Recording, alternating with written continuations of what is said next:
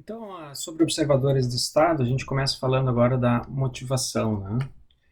E para falar da motivação, nós vamos utilizar como exemplo o controle de um motor de corrente contínua, tá?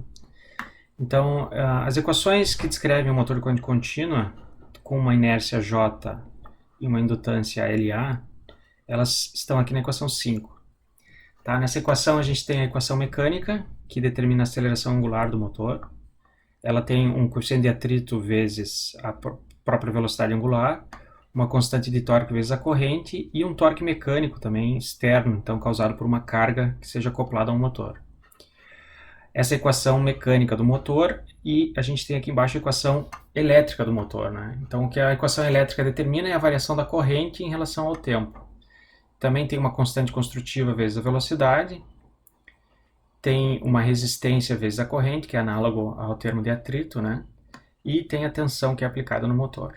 Tá? Então, EA e IA são a tensão e a corrente na armadura, e aqui estão as constantes construtivas desse motor.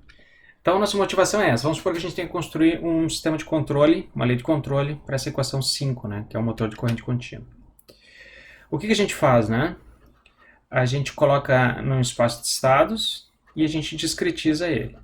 Tá? Então aqui está a nossa expressão discretas. Como vocês podem ver, a gente tem duas entradas externas desse sistema, né? Uma entrada de controle, que é a nossa tensão, e a outra é a entrada de torque, que é uma entrada externa, que ela é uma variável desconhecida, né?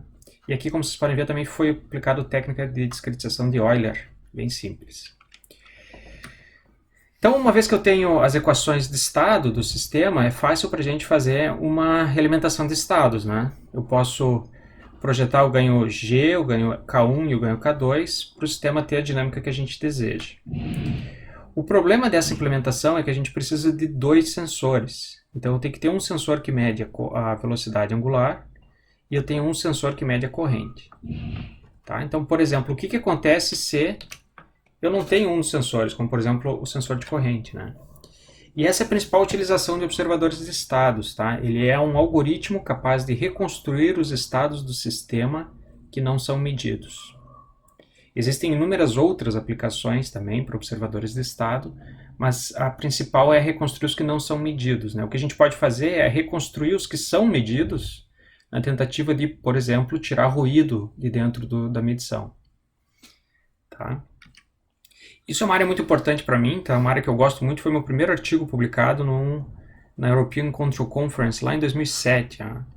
Tá? Nesse caso eu era bolsista do professor Daniel Coutinho e do Luiz Fernando Alves Pereira no grupo de automação e controle de sistemas na PUC, onde eu estava fazendo voluntariado, não era nem bolsista, né? E eu construí isso junto com o meu colega Guilherme Heck. A gente fez um observador de estados robusto para motor de indução. Aí é uma equação um pouco mais... São equações um pouco mais complicadas, né? Mas a ideia é bem parecida com o que eu estou passando para vocês aqui.